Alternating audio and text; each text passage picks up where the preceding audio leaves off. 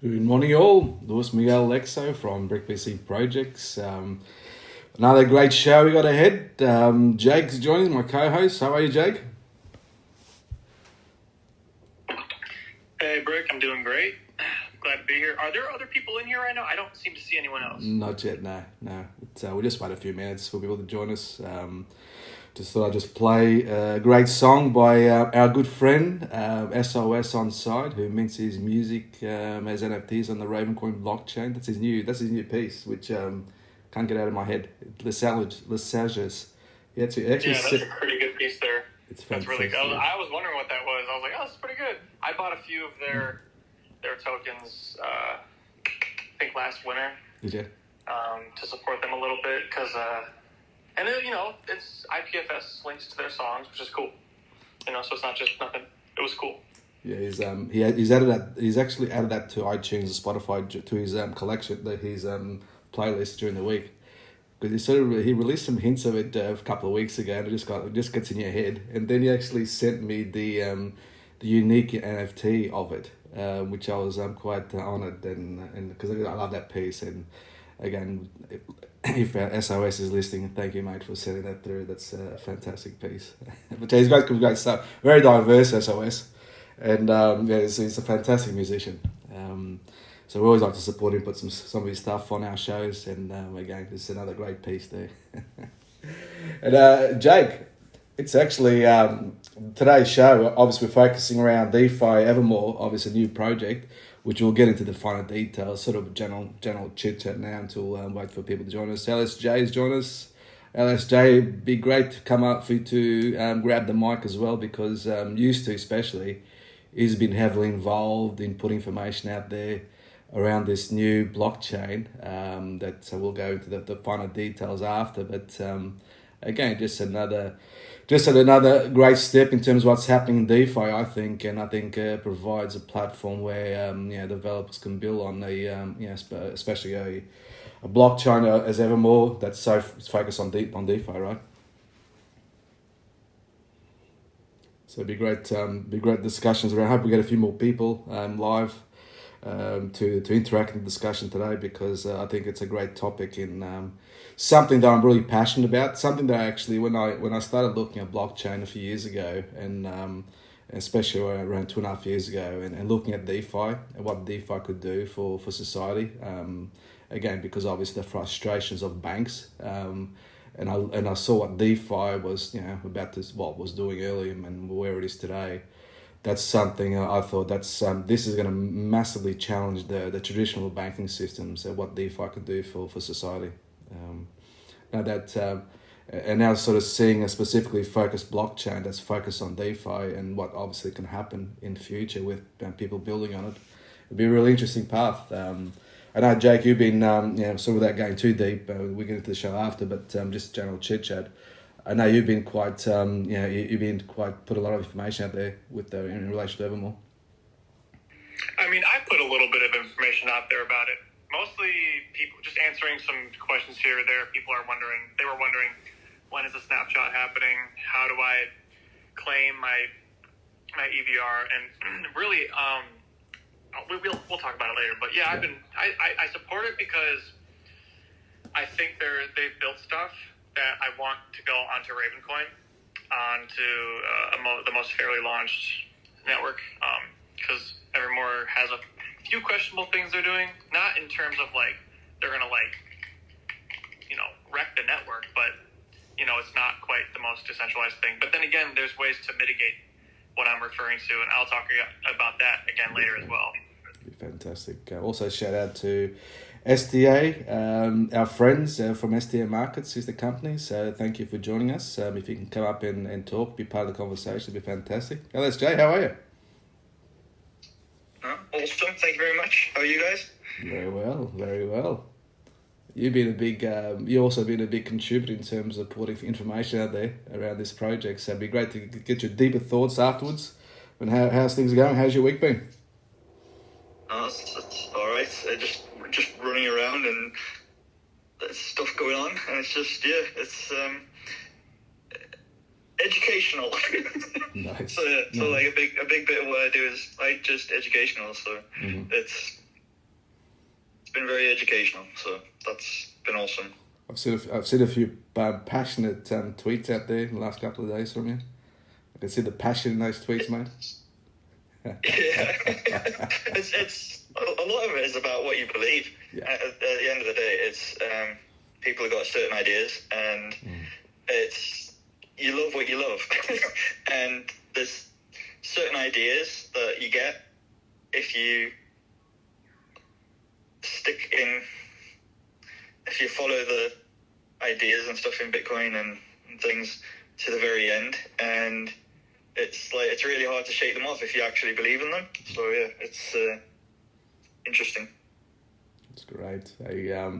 I did actually invite Whale Street on and Hans to come on the show today. I know it was short notice. I did apologise to Whale Street. I mean, he did respond to me. He had another commitment on already, so it would have been great to have him on, but I did apologise to him that the late notice I gave him. I only gave him like 2 days ago. I said, look, this is the topic. It'd be great to have you on, but it's all good. I said we'll have him on the show another time. And I know we had Jake that you brought in one of their developers on a few weeks ago. So it was good to hear from them in terms of what was happening. But I guess today is more around going deep around DeFi and obviously them being obviously what they're doing has obviously such big relevance in terms of this topic. But that's okay. Again, it was my late notice to Whale Street, and he did apologise. He had something already on, but that's all good. It's all good. Look, we've hit the 10 past. We like to sort of keep this to under an hour. So people can just join us but we'll start the formalities without being too formal about things.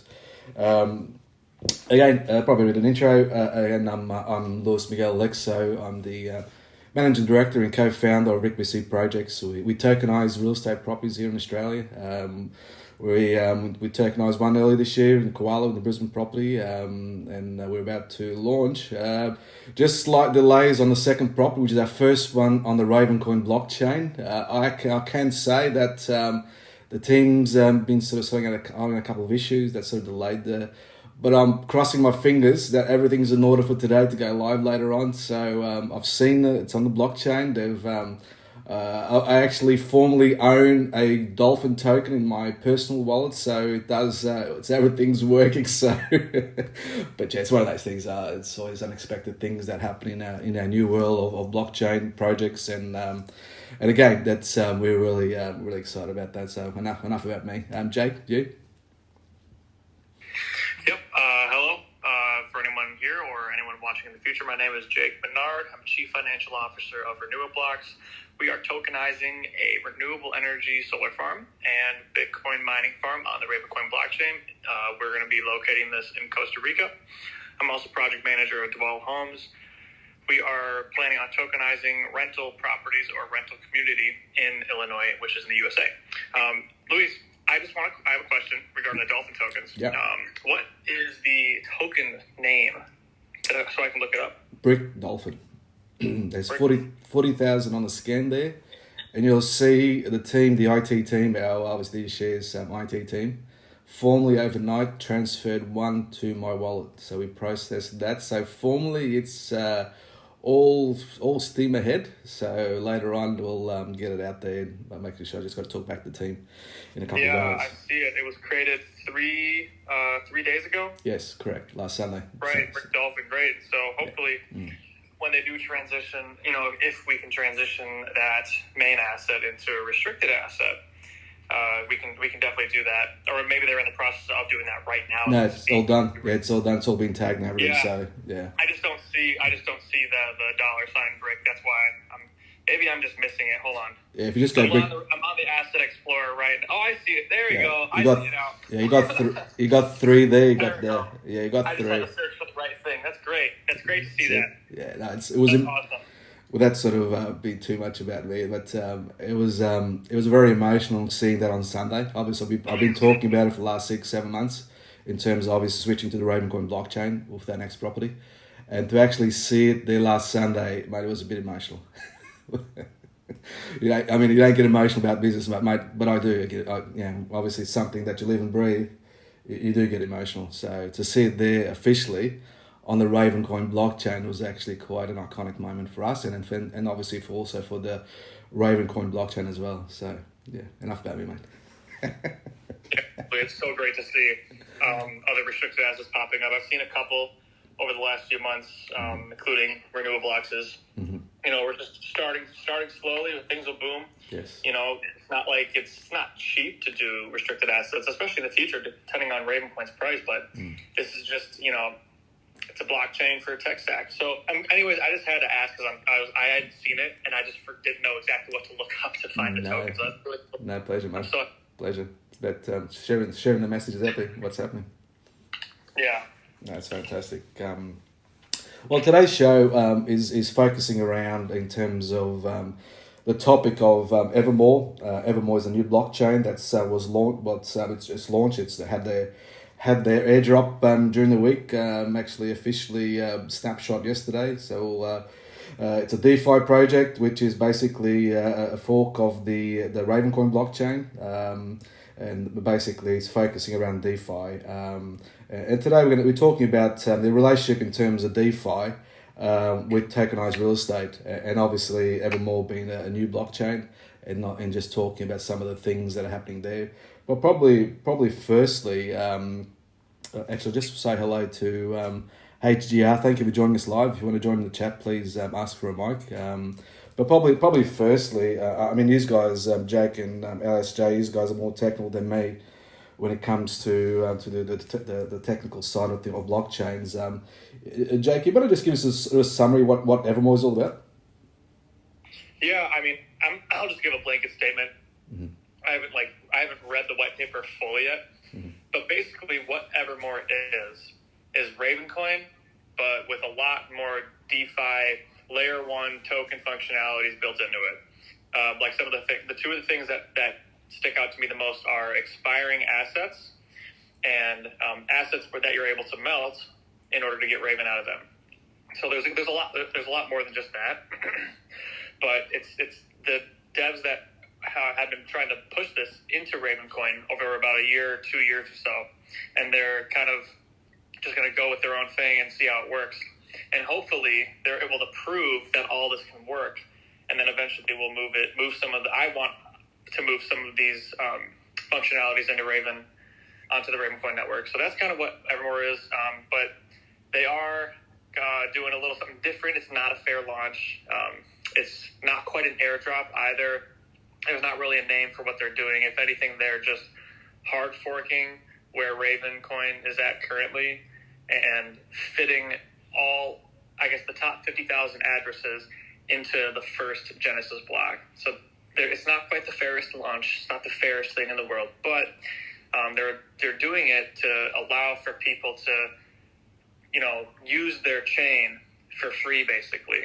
You don't have to go and start mining Evermore to use the chain, or you don't have to go buy Evermore to use the chain. You can use your existing Raven seed phrase or an existing Raven seed phrase, input it into the QT wallet, which is like a desktop wallet, and then you can claim your Evermore. And there have been safe ways to do that, so you're not exposing your Raven to, like, you know, in case this isn't a secure way of the Evermore chain allowing you to claim your EVR. But a lot of people have been doing it the right way, and I'm pretty confident in the devs that this is going to work out pretty well. I know LSJ's got a lot of opinions on the chain, and I guess that he would probably love to talk about it. But that's kind of what Evermore is in my eyes.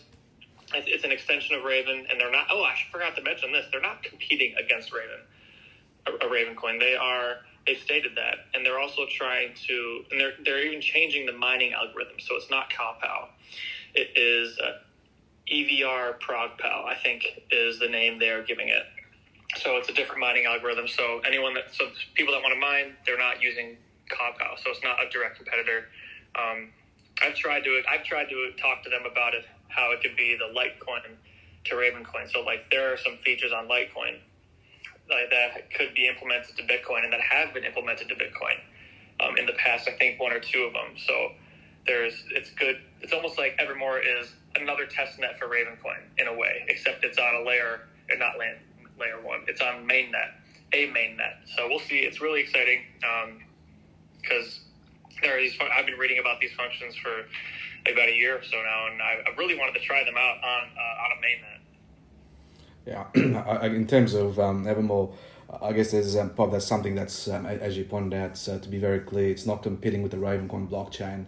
And I think the way I sort of describe it, and I think that's sort of the general consensus, is that, obviously Ravencoin is for tokenized assets, Evermore is for DeFi. That's sort of how I sort of summarize it as well.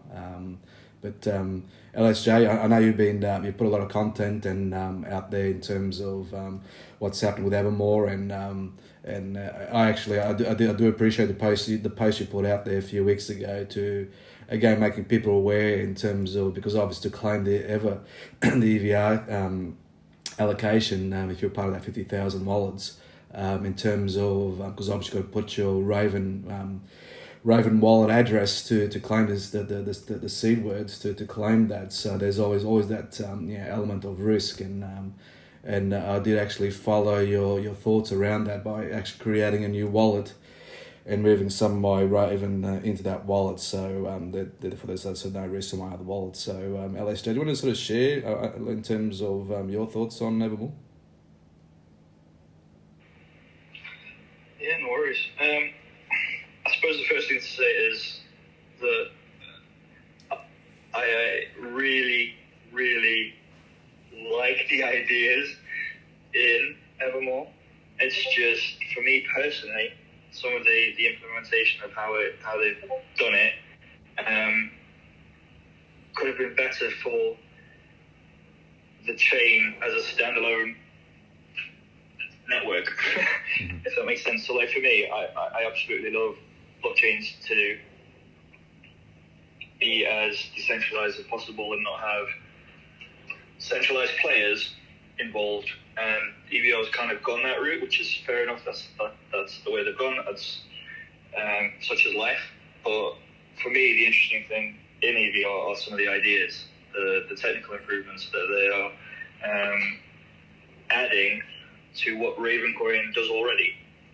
So I suppose the place to start is kind of with what Ravencoin does.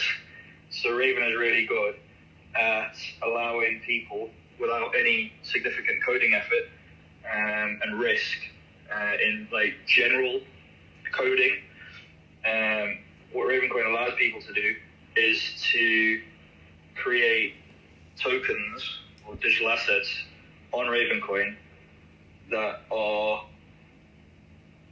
primitives. So it just means that they are hard-coded into every single wallet rather than being separated into different smart contracts and that kind of thing.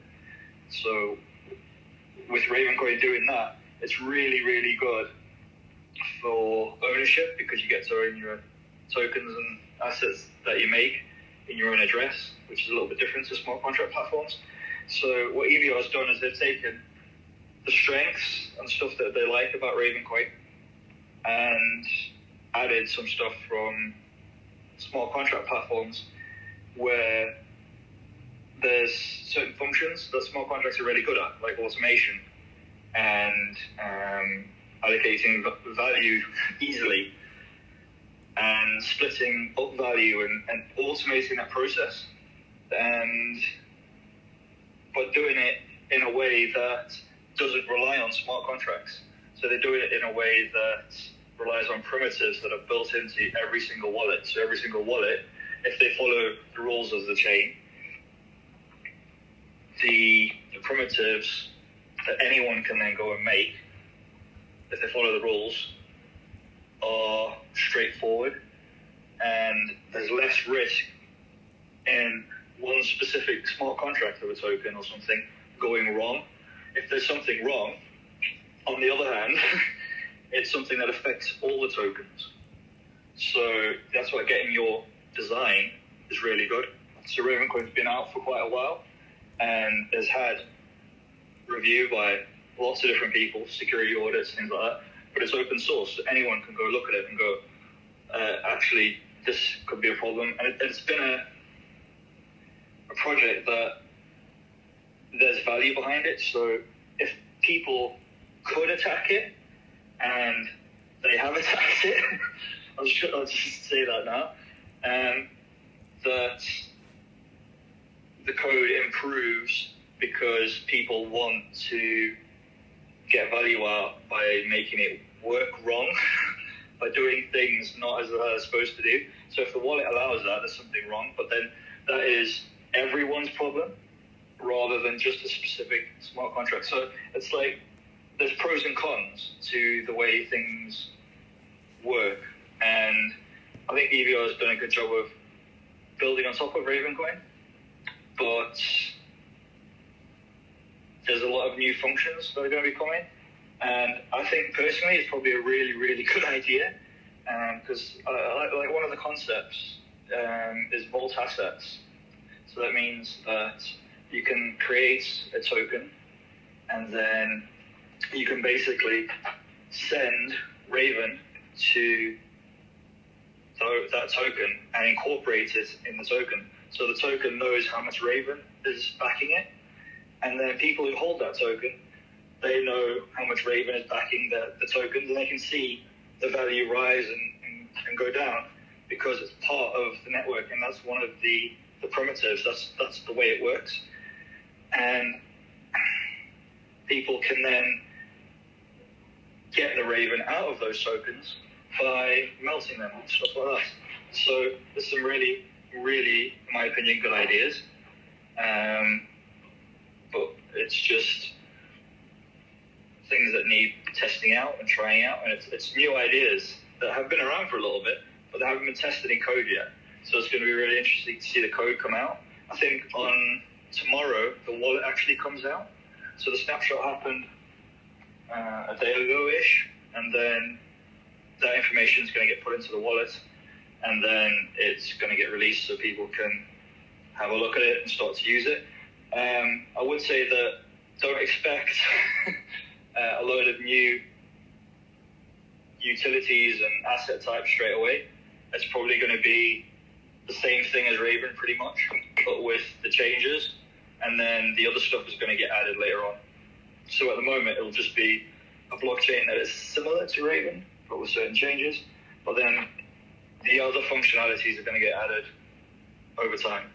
So just if you go have a look at it and you download a wallet and start to run it and stuff, don't expect like all these different things that would maybe mention now to suddenly appear, because they're going to take time to be developed. And I think they've been obviously working on them, but they've been working on getting the basis built so that it's Ravencoin, but without some of the forks and things that the Ravencoins had to go through in its history. So it's Ravencoin, but as it is now, without any of the carry-on that the community right, spoke for and things like that. They just, LSJ, didn't they describe it, I think the other night when the snapshot happened there, I think Whale Street was saying it's Ravencoin without the baggage. That's exactly what he said. So, and that was pretty funny to me. Because it's true. There's a lot of baggage with Ravencoin's history and stuff like that. There's a lot of, block versions, there's a lot of different versions of everything.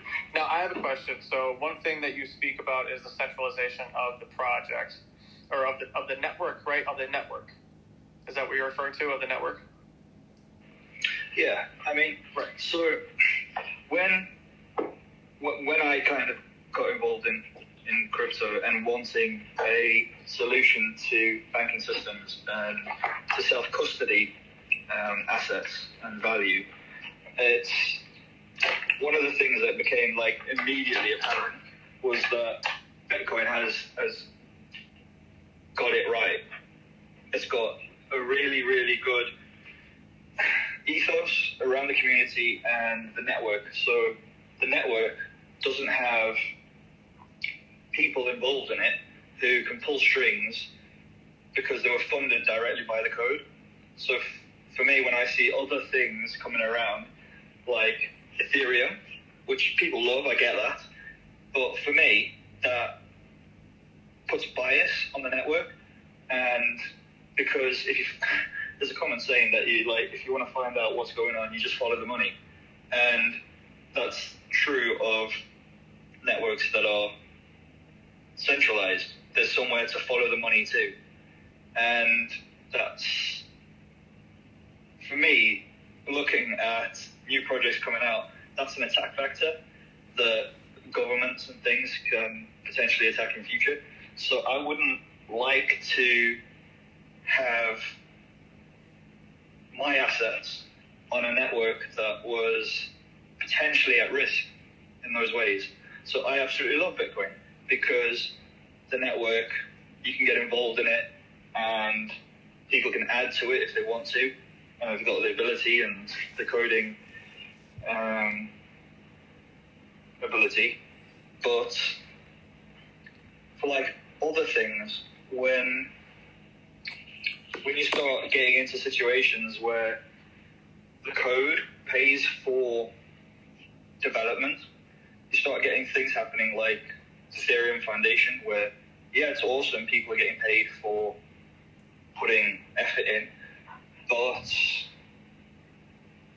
it centralizes. And for me, the point of blockchain is decentralization. And it just doesn't tend in the right direction for me personally. So I absolutely love EVR as an experiment, as the idea of what they're trying to do and the ideas that they're actually doing. And I love that they're even trying it. It's like absolutely mind-blowing to me. Yeah, I agree. I agree. I think it's a very good experiment. I'm really excited to utilize some of the future functionalities of that the network's going to be able to offer. Mostly because I want to stress test everything that they're doing. Because I would stress test it on the Raven testnet, but it's not on the testnet. None of this is built out yet.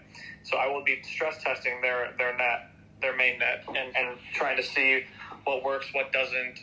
Is it actually worth doing this? Is there actually much use cases for this and that? So we'll see what happens when things actually get rolled out. So I want to talk to you about I think it's 10% block reward that's going to be going to the developers. So to my understanding is the block reward is going to be 2,500 plus, I believe it's like 277.8 EVR or something like that will be allocated to a developer's wallet every block that is mined. Now, I'm pretty sure I heard Will Street talk about this before. Because the code will be open source, the people that are running nodes and mining, everyone's going to have an option to change the code to where they're either mining to a different address for that extra block reward, or no address, and that, or just get rid of that extra block reward in general, the 277 or whatever it is. And now the developers aren't getting paid. I know that can happen in an open network like that. Do you think that's going to happen ever with Evermore? No. The reason why is because of that centralizing influence. So, yeah, the code is open source, and people can, a lot of the code could get backported into Ravencoin, or indeed used for another project that's open source. The thing with the code is that, based off the code, you create a network when a load of computers are obviously sharing that information, and then that network has a value because of the work that goes into it, because EVR is going to be proof of work. So people are going to be mining blocks, putting electricity, power into the network to find block solutions, and that's going to have a value. The block reward going to a foundation let's dimension 10%. If they start off at 2,500 EVR, because that's where Raven is at the moment, because it's gone through its first halvening, etc. Then that, to me in my head, that's 250 EVR in every block that then is going to the foundation to fund whatever they want to do. And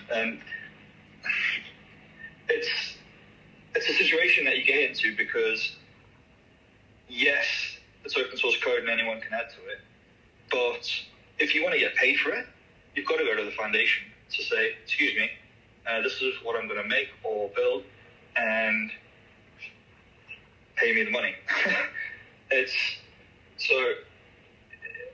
it's a centralizing influence. Right. And Okay. without it, you wouldn't have that. People, you're saying real quick. I just want to make sure I'm understanding this right before we go to the next point. People will be going to the foundation that's getting paid by the code to improve the code or change the code. Is that what I'm hearing? Yeah, or to build second layer things on top of it. And that is not a bad thing in of itself, but it centralizes. So there's no incentive to change from that. To like answer your question. So will people want to remove that from the code if it was there in the first place? In my opinion, no, because people who can code and don't want to mine will view that as a way to get hold of EVR that they don't have to mine, that they can do some work for and then get a part of that block reward. That's interesting. Got it. That makes a lot of sense. That's interesting. I agree, Alistair, that is that as those influences there. And again, we're sort of getting back to traditional world where where the money's followed, it becomes there's everybody's vested interest in terms of some of the things that happens in the traditional world, especially obviously in the traditional banking finance. So I'd hate for us to sort of go back to the same. Now we're creating a new world, and we're basically bringing the same problems from the traditional world into this new world that we're in. So it's dangerous, especially when we start talking about DeFi, a DeFi environment. Yeah, I mean, me personally, having been part of Ravencoin and seeing how development has gone, initially Ravencoin, there was nothing to fund Ravencoin's development. So the only way Ravencoin got off the ground in code in any shape and form is because there was a company called Medici who said, all right, we've got these blockchain capable developers who know Bitcoin, and they said to the developers, do you guys want to work on an open source project? We'll pay for your time, but there's not, the code's free and open source, and it's going to be as Bitcoin. There's going to be no block rewards and no centralizing influence built into the code. Now, to me, that's very different, but I can see the appeal of wanting to be paid for the development work that you put into a project. But at the same time, it goes against the concept, for me personally, of decentralization, of the base layer network, where you don't want that influence to be on the chain. But I get why it's there, and it's a difficult problem to solve. And until the blockchain actually has value, and then the people who got in maybe very early can then support the development, like it has done with Bitcoin. So the people who got in really early went, all right, we love Bitcoin. I want to help support the development of it, so I'm going to create a company called Blockstream, and we're going to pay for development going forward of the developers. And I absolutely love Whale Street. So like, what he did is he took some of the value that he has made off Raven, and he went and he put that into a mobile wallet by building Moontree. And to me, that is beautiful to actually see, and I absolutely love the guy for that. Do you know what I mean? Yeah, Moontree is great. Because for me, the incentives are clear, but they take time to like mature. Whereas on the other side of the chain, the coin, if you're getting 10% of every block, yeah, the incentives are there, but there's a centralizing influence, and it's really difficult to solve that and get away from that. Yeah. I agree. I think what you're trying to say is once you go the direction Evermore is going, you'll never go back. I think it's good that at least it's not proof of stake, right? They made a good point there. 100%. Because imagine a blockchain or network where that's rewarding, let's say a company or founders or developers, and it's proof of stake. Oh my gosh, talk about a train wreck. Oh wait, that's right, that's 90% of the market. Anyways. which we'll get into. We'll get into that a little bit later on the show. Just to wrap up, in terms of just obviously in terms of with Evermore, in terms of the drop or whatever you want to call it that happened a day ago. Probably just to wrap that up in terms of the process. So the people that obviously made the top 50,000 wallets, which I think the cutoff was it 2,673 Raven that you had in a wallet. Then you're entitled now to claim your EVR token, crypto. In terms of the wallet comes out next Friday, tomorrow, Friday, LSJ. What's the wallet that people can actually? Are they going to release a wallet themselves? Just a one wallet that basically will be able to put the. What's the process? LSJ. I can speak on it too. Jake. I don't know. One of you. you can say this one, Jake, because I have no idea. I haven't seen the code. No, you're good. You're good. So I have a very theoretical process of how it's going to work. So basically, when they release the wallet, it's going to be a QT wallet, and that's the exact same type of wallet that you could use for Ravencoin on a desktop. So the QT wallet will be released. You will download the QT wallet, and normally with chains like Ravencoin or Bitcoin, in order to actually use the QT wallet, it's gonna be multiple hours, maybe a day or two for Bitcoin. You're downloading the chain and syncing with the network, and that's gonna be a lot. But with Evermore, because the chain is brand new, the syncing time is gonna be very, very short. You're gonna be downloading megabytes worth of data, which is gonna take a few minutes at the most, I would say. So you download the wallet, you download chain, your wallet is synced, and they're going to ask for a seed phrase, just like you would when you're making a new desktop wallet for Ravencoin. This seed phrase will be the same exact seed phrase that is being used for your Ravencoin wallet currently. Now, that sounds sketchy. Forever, and this is why I spoke earlier saying that it's not quite an airdrop. It's a little. There's not really a name for what they're doing. You never want to put your seed phrase that's using to secure other coins into something else. So never put this current seed phrase. So what you would do before you input the seed phrase, you are going to move your Raven to a new wallet with a different seed phrase. So the seed phrase that the snapshot used for the I guess airdrop, now there's no Raven being protected by that seed phrase. So even if Evermore was the biggest scam in ever, which is not, I'm pretty sure. No, don't take my word for that. Like, I don't know. It's probably not though. Even if they're like, oh, we have all your seed phrases now, those wallets are going to be empty. They're going to be able to do nothing with them. So you'll input the seed phrase, and then you should, in your Evermore wallet, your QT wallet, you should have all your Evermore in there. That the snapshot took. So not every address that has Raven in your wallet will actually be included in the total that you get. And because some of your addresses may have had dust in them, like 0.1 Raven, 2 Raven, 4 Raven. Those addresses had to be above 2,600. Now, a lot of people were practicing consolidation into one address. I did it myself. I moved all my Raven into one sole address so that I knew that all of my Raven would be accounted for in the snapshot. So I'm expecting all my Raven to be, or all my EVR to be there one for my Raven. That's the process you'll go to claim, and then you have to move the EVR to a new address within 60 days. So you could either create a new QT wallet with a new seed phrase and then send it to the new wallet, or I'm pretty sure you could probably just send it to yourself in a newly generated address. And then now, if you do that within 60 days, your EVR is not rendered unspendable or basically burned.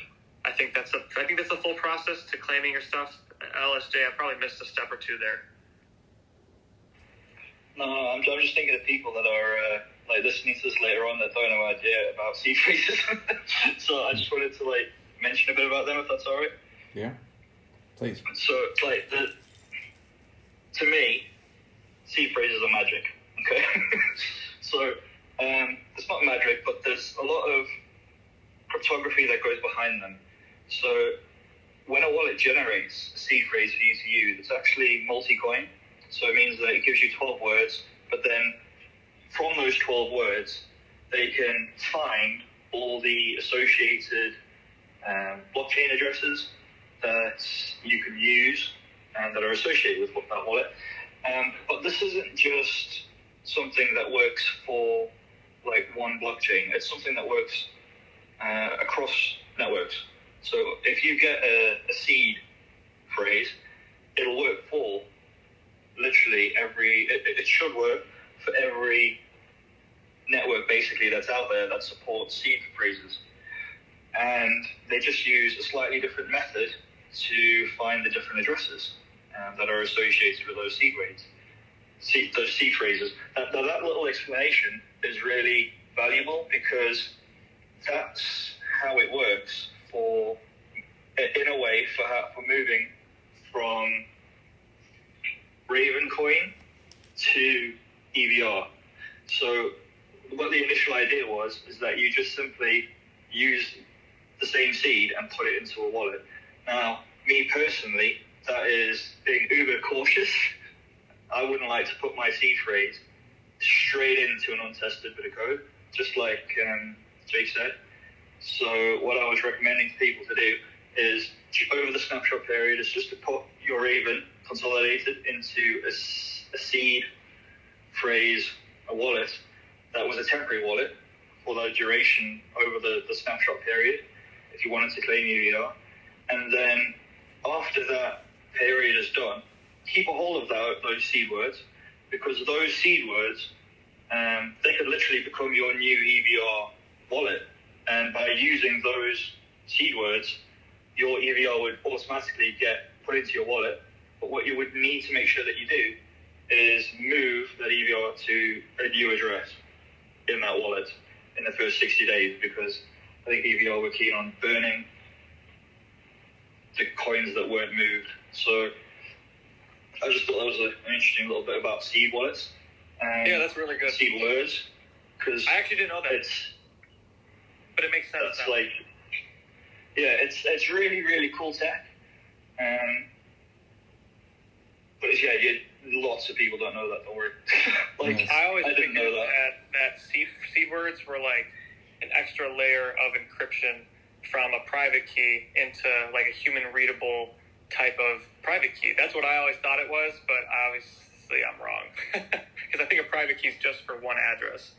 I think the seed phrase allows you to access all private keys for all addresses in a wallet. Is that correct? Yes.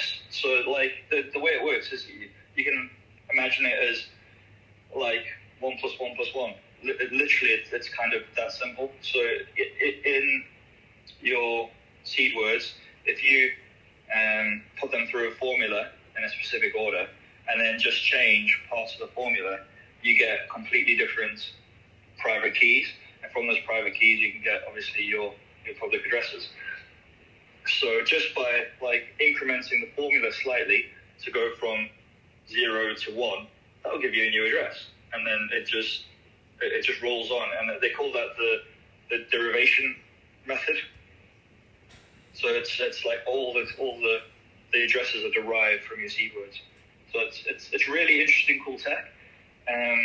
But yeah, a lot of people don't know how it works or why it works like that. But it works like that so you can have one wallet that you can back up, and you can use them for all your blockchains.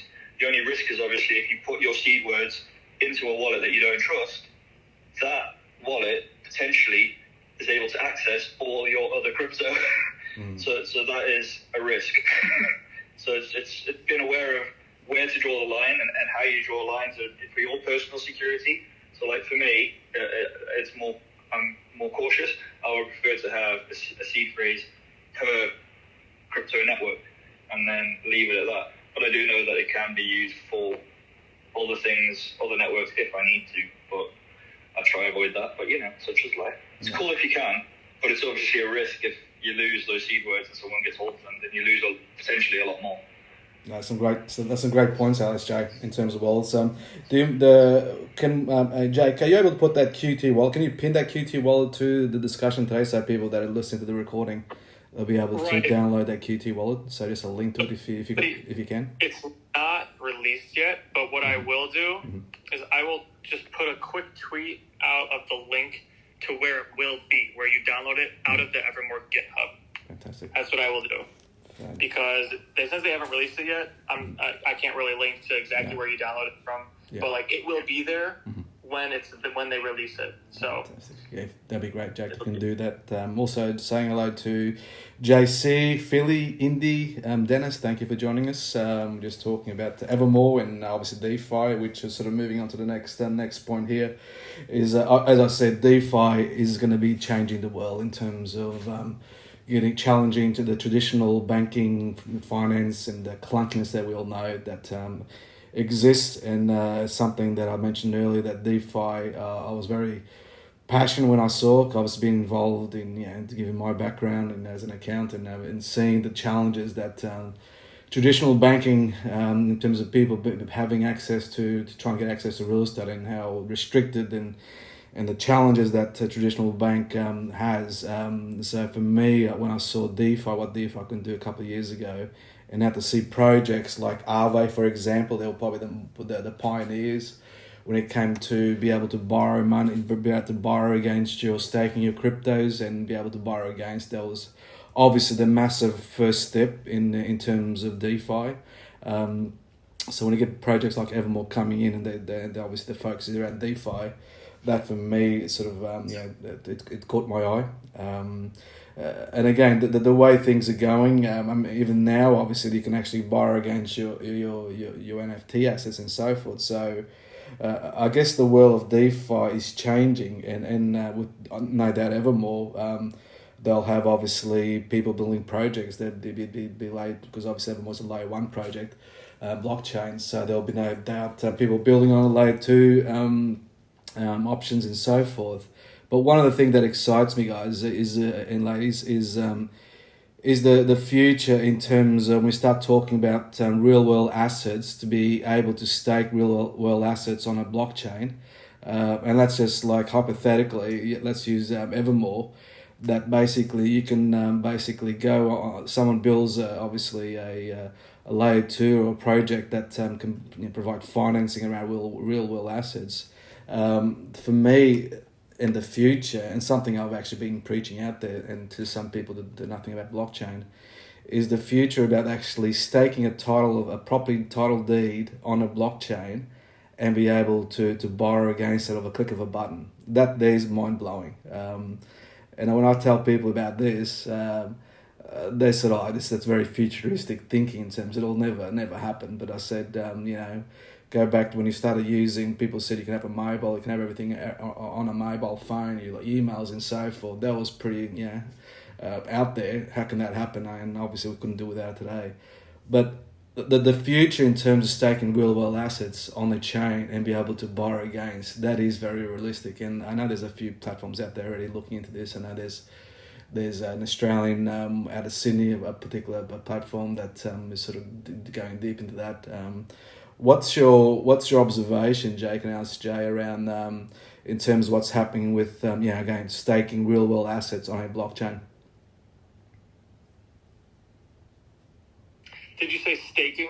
Yeah, well, you basically put up your title deed, for example, you put up your title deed of your property, click of a button. In terms of DeFi, a DeFi project that basically allows you to lend against your title deed. That basically you can just click of a button. You can have 50% of the value of that property and take it out. Right, so you're basically, so I'm just trying to understand the process here. So you're taking like your deed, tokenizing it, and then putting it up as collateral for a loan, basically, for like a 50% loan on value of whatever the property is worth? Correct. Right, I mean, that is, obviously, if it's done in a decentralized manner, that's better than what is currently out there. But then again, it is still a loan that has to be paid back. And I'm assuming that whatever is offering or lending the value in that DeFi initiative is a decentralized source. Is that correct?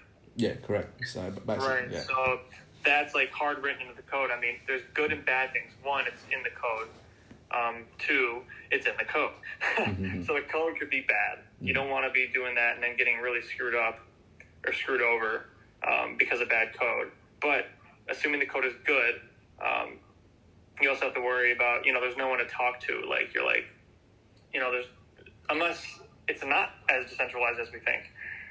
But typically, if it's a fully decentralized thing, there's no one you can really go to in terms to maybe talk about that loan or something like that and get your deed back in case, you know what I'm talking about, like doomsday scenarios. I always think in doomsday scenarios. But I think it's definitely it's a very novel idea, and I know people will be doing it. Well, think of Aave. Think of Aave. Obviously, you can just stake your cryptos on their platform, and you can borrow against. Think of the same concept. You can stake your title deed on there, and because you can. I guess we still got a long way to go in terms of legislation across different countries. What happens if someone defaults? Can you go to court and be able to? Can that platform be able to take back can that obviously take over the house in terms of deed? I guess you got a lot of things to deal with till then. But I guess the concept and the fundamentals they're there in terms of being on the blockchain. And but again, you got quite a few issues to deal with until we get there. But again, that's where we're going, I think. I think I'm going to let LSJ speak after my one statement here. I think staking is similar to giving your tokens or your assets on the blockchain to a custodian or to the wills of a smart contract. And in real life, I can kind of relate it, or we can relate it to real life staking would be taking the home you have and then renting it out to someone else. So you're staking it to them and you're earning a return on what they're paying over time. Trusting that they're not going to really destroy your home while they're living there or whatever property it is. That's kind of how I can relate to that. So what are they, what's the return? You know what? Never mind. Ignore my last point. Ignore what I was just about to say.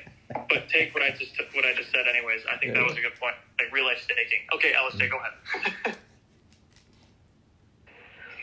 I mean, the first thing that I think of with staking is that the idea is solid because you want to be able to create a token and represent that you own it, and then people can either put value into it or not, and somehow you need to extract the value as well.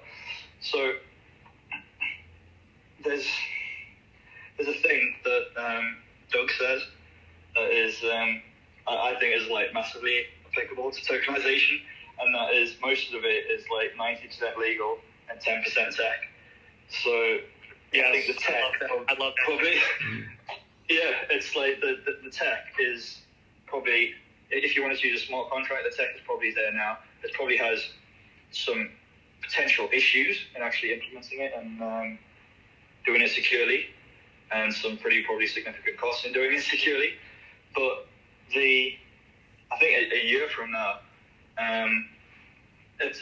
for me actually it's really interesting just thinking about it in terms of what we were just talking about before, because we're talking about EVR Evermore, and one of the founding concepts of EVR are vault assets, and that is basically taking an asset and tokenizing something like your house, your deed, and then having so many tokens of it. But then people can buy those tokens for a price by actually putting Raven into those tokens and melting, if you like, the Raven into those tokens, so that those tokens are worth the equivalent amount of that Raven. And to me, that's basically staking, because in the back of my head, I've got the world, and not everywhere is interest is not, you can't chase interest everywhere. You can't apply interest internationally just because of certain religious beliefs of like different people and things. Interest can be a touchy subject, so you close yourself off to a market internationally if you chase like interest-bearing staking.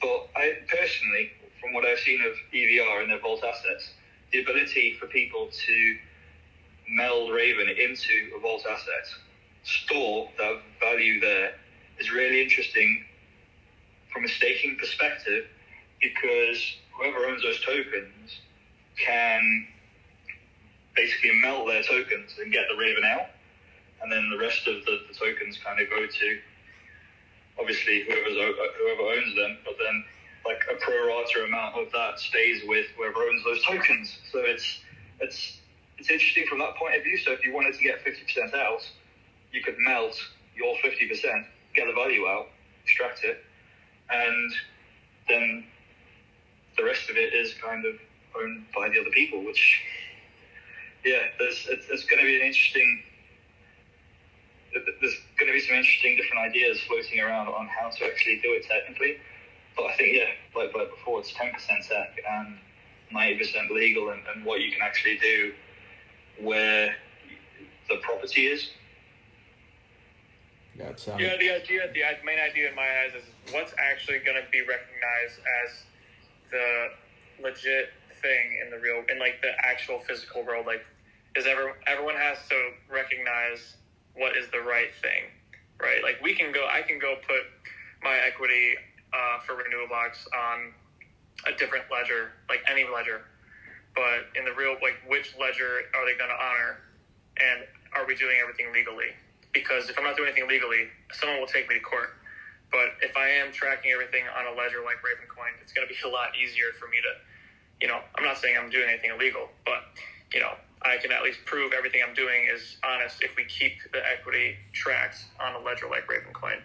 So that's what I see in the 90% legal, 10% technical type side.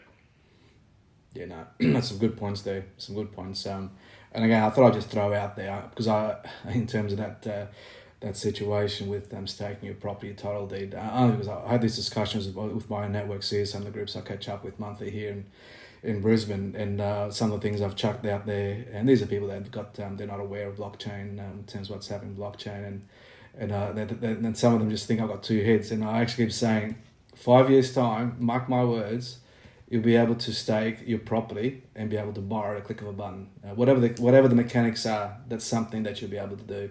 And the response is to be great. I mean, the guy we would be up for right now, if we had those options. And again, that's obviously the sentiment there is out there in terms of how disappointing and the challenges of the traditional banking finance in terms of people be able to borrow. So that continues to be more challenging in going forward. Obviously, what's happening with the global economy. So the problem. I think when that happens, we're going to be seeing a lot more tokenized properties as well, with their values being traded on like an hourly basis, rather than on a daily or weekly basis.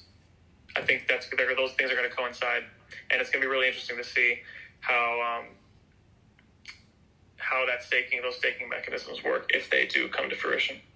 That's a good point. That's a good point. At the moment, probably from a less extreme way, I guess in terms of when we talk about tokenized real estate, I guess there's already platforms where basically you can stake your tokenized real estate tokens and be able to borrow against. It's something that we talking with Real Estate Exchange, which is a sister company to DigiShares. So they're going to be creating a secondary market for property tokens for tokenized real estate. Then obviously in that they're going to also be able to, they're going to bring in sort of in the whole mix platforms can actually lend against the property tokens. So okay, right here, right now, that's obviously more realistic what can be done right now from that perspective. And I guess that space is growing and growing as more tokenized real estate gets out there into globally. Have you seen any particular platforms, Jake, in terms of that they'll lend around tokenized real estate tokens? Nothing off the top of my head, no. Honestly. Yeah. Just I haven't put too much thought into that specifically. Yeah. I think. Sorry. I think Arve. I did hear something. Arve is looking at it in terms of that space. Actually, I was speaking to Mark Danker, who's the CEO of Real Estate Exchange. He did mention a few in terms of, and obviously they've got pools as well. There's pools that obviously that's are creating those opportunities. But I mean, no one comes to mind as well. But it's an area that's obviously already being planned out. Yeah. LSJ, have you seen anything in terms of platforms there that will lend against tokenized real estate tokens in your circles? LSJ? I'll be honest, the guys that I speak to normally are more bothered about really, really solid ownership Yeah. and being able to prove that ownership really easily. So from my point of view, what I'm interested in is obviously Ravencoin's really, really good at proving ownership. But at the moment, it's difficult. Well, it's not difficult, but it's harder than it should be to move representations of your tokenized assets on Ravencoin to other places to go and trade them. So what I'm interested in is really like being able to move tokens from a good ledger that has really good ownership to other platforms that can then do the trading. And they might not stay in those platforms forever, but they can move there to do whatever they do, Yeah. and then move back if they want to maintain ownership on a really secure platform, etc. So that is kind of like where my focus has been. So like I'm really interested in some of the DEX stuff that DigiShares is doing. But yeah, we'll have to see where that goes. But at the moment, for me in my head, it's trying to get Ravencoin to a point where it's easier to get tokens moved on and off other platforms. Yeah. Yeah, I think in terms of some that just came to mind. So Robin Land, we had Charlotte, a CEO of Robin Land, based out in America. They're based in New York. I guess they're sort of doing that already. They're doing it combination between blockchain and sort of real world in terms of traditional lending. So they basically raise funds through the blockchain and then lend out to property developers in a traditional way. Obviously, with all the traditional things in security and so forth. I'm actually helping a developer here in Australia actually that sort of explore that angle. Because banks are becoming tougher and tougher in terms of what they want, and even though you might got to have a great a solid balance sheet to go and borrow funds for development, but there's still challenges, and I think the challenges continue to be harder and harder. And I guess when you got sort of I know with Robin Land, I had my discussion with Charlotte, it was that that they basically can provide funding to develop for around 7%-8% financing in terms of interest. And again, that sort of becomes pretty attractive for any developer. I know for Australia, given where things are at, they're probably even more attractive in some countries that interest rates are rising quite rapidly. So it sort of becomes, quite an opportunity. So I guess my point there is that it's people are actually already doing stuff, but in terms of how they're sourcing funds in the blockchain world to lend out traditionally. So I guess there's a lot of attention in terms of DeFi just when it comes to real estate side of things.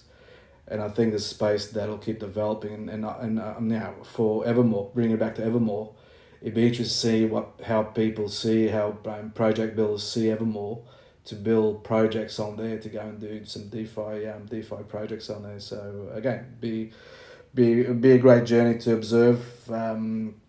Obviously, I also got my allocation Evermore, given that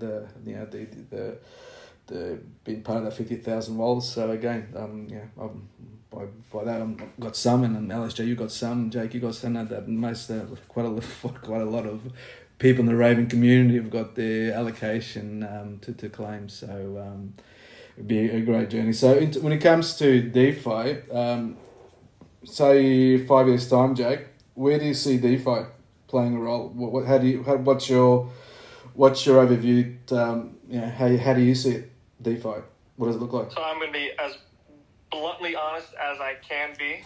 I see DeFi as strictly being your own custodian of your ownership in financial products, not quite earning passive income through meta use cases such as staking.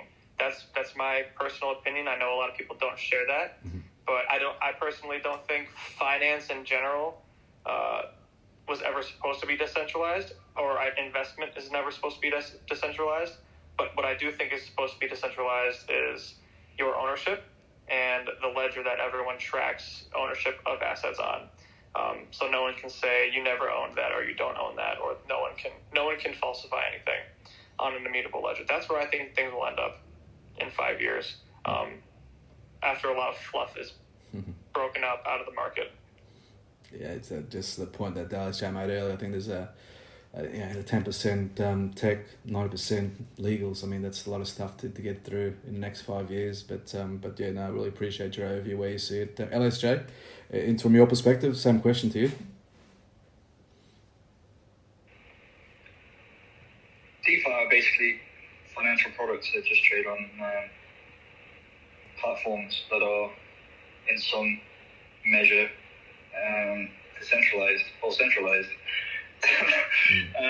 So for me, I don't see value in DeFi that has to go through custodians and a lot of these other things. So I'm probably pretty similar to Jake in that the ledger that everything travels on, that's got to be rock solid. That's like a given. But where people want to go and start trading, that's fair enough, and I think they should be able to do that. But I can see where people have problems starting early. It's probably obviously around liquidity, because I mean, one of the great things that people kind of share about like tokenization is that it improves liquidity, and yeah, it does. But like I think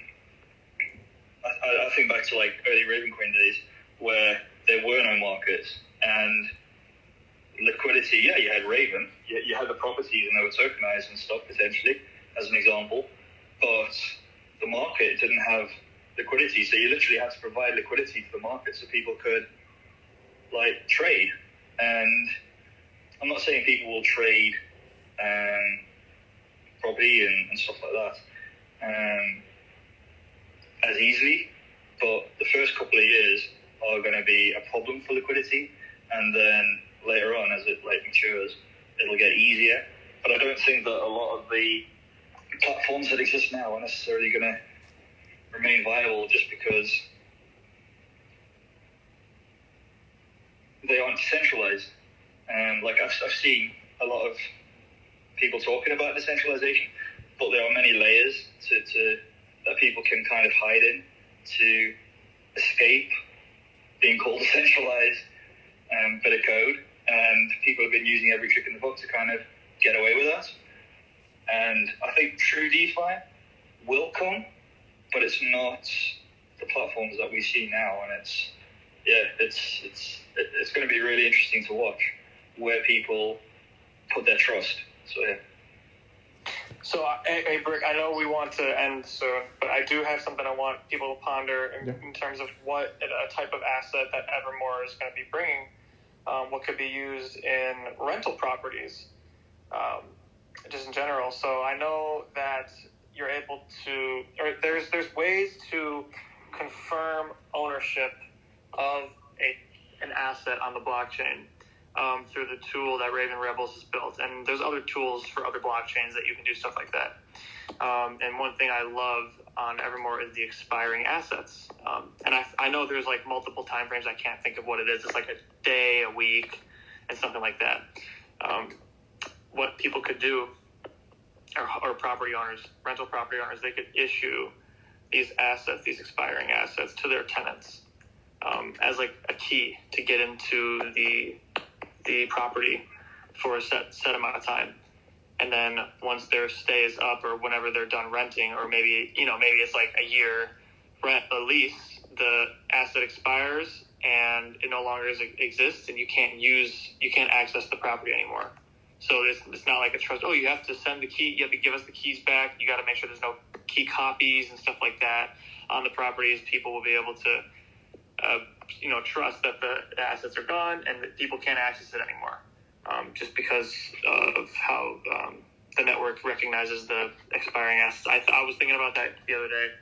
I was like trying to think of use cases of how this stuff could be utilized, because I think expiring assets could be very valuable for timed events. That's a great one. That's fantastic, and really, it's just you start thinking about things what it can be do from that perspective. It's just unlimited, isn't it? That's fantastic. Yeah, expiring assets is going to be one of the things I will be testing right away, because whenever it gets released, because I want that on Raven for sure. I can see that being used for like a ton. I can see myself using it for sure. Nice. That's fantastic. We did have a few people join us. Sunny, say hello to, I think I said hello to Lisa. How are you, Lisa? El Professor is in the house. Hello to you. C3 Media, a machine with some blockchain, John, and Miguel. That's a great name, Miguel. It's actually my middle name. So thank you for joining us. Look, we are sort of wrapping up. We are over the hour, but there's some great conversation, some great input from Jake and LSJ on this topic around Evermore DeFi, and obviously tying into tokenized real estate. I think we could go for another hour, but we all got things to do as well. So we got to get on with things that we've got planned for the day, evening, afternoon, depending where you're at. But probably just before we sort of start wind up in some couple of things, things that are happening in the community and overall, any things as a wrap up from you, Jake, that you'd like to mention? No, I think we've made good final points regarding what's going to happen with DeFi in 5 years, and my little thing about expiring assets on Evermore and how they could be used. Fantastic. LSJ, any closing words from you? I just literally education. I mean, I've got stuff that's happening over the next couple of weeks, but apart from that, like, the most important thing anybody can do for the people that are interested is just share a little bit of knowledge and what you know. And it doesn't have to be huge, but every little bit helps. So if people can do that, that's much appreciated. 100%. It's funny you mentioned education, because next week's show, we've actually got some special guests on next week's show. We've got the topic is around guiding and awareness, around obviously educating in terms of the impact of tokenized real estate and how are people learning about it, what real estate tokenization is all about, in terms of obviously awareness that anybody from anywhere around the world can access real estate in a new world of tokenized real estate. But our special guest next week, we're going to have Jessica, yes, the CEO, the token CEO for the Ravencoin blockchain. Jessica Burns is going to be on with Anna. She's also from the part of the team at STM Markets, so security tokens market team. So we have the two of them are going to be on our show next week around the topic. They've actually also released a formal education package for people to learn about tokenized real estate. So be great to hear from them in terms of what they're doing from that education perspective, and obviously we're all playing our part in getting out there as well. So be a great show with what I call Jessica, the token koala, and actually Anna's got the token echidna, as we all give them Aussie names to the STM team. So so we got them on next week. In terms of other things happening around, a couple more things. Blockchain John is in the house. He's got his Raven Rock.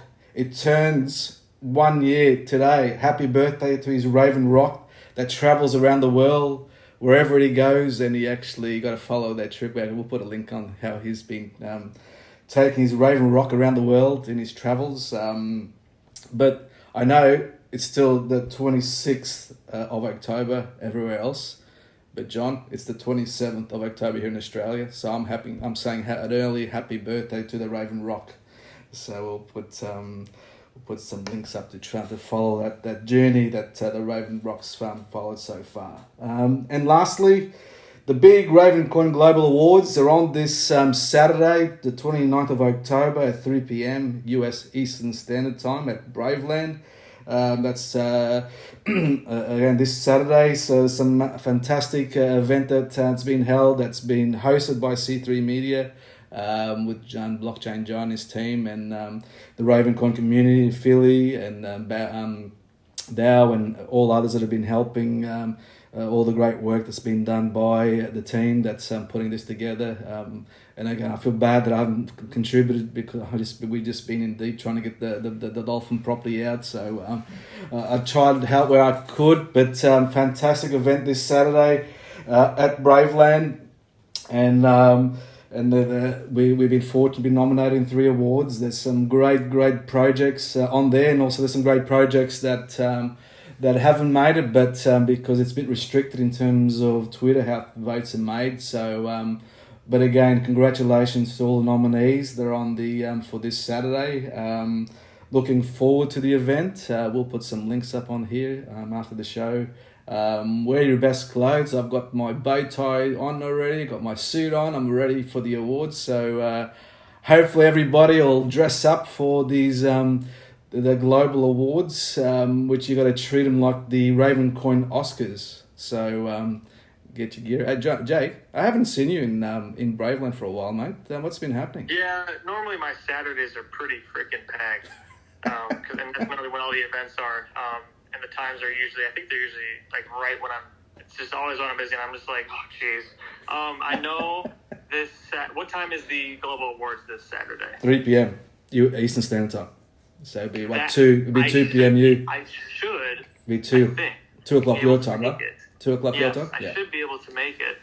If not, it's because I had some errands to run or something, and I had forgotten about the event. But I'm going to be putting a reminder on my phone because I actually don't have anything going. I'm not going anywhere this Saturday afternoon. I'm going somewhere in the evening, but this Saturday afternoon, I'll try to join. Lock it in, mate. Lock it in. And get you about a half to a 10 as well, because LSJ and Indy, they're looking for challenges there'll be some dancing afterwards at the auctions afterwards. So they're looking for some challenges to their dancing. They got the title as, so.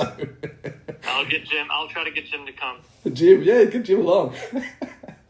That'd be great. Looking forward to the event again. We're trying to get as many people there. It is an iconic event for the Ravencoins. It is the first global award. So again, let's get as many people there. People that are in other chains, in other, even not in blockchain, send it out there, get them along, and have fun building an avatar if you haven't been there before. And again, have a bit of fun at the same time. But I think that's pretty much all I've got for today. Great show. Thank you, Jake. Thank you, LSJ. Really appreciate your contribution to today's show and the great discussion we had. And as I said, we could have gone for more, but we got to cut it. We're already way over time. So again, thank you so much, everybody, for joining us live. And again, same time, same place next week. Have a safe morning, afternoon, night, depending where you're at, and stay safe. Bye for now.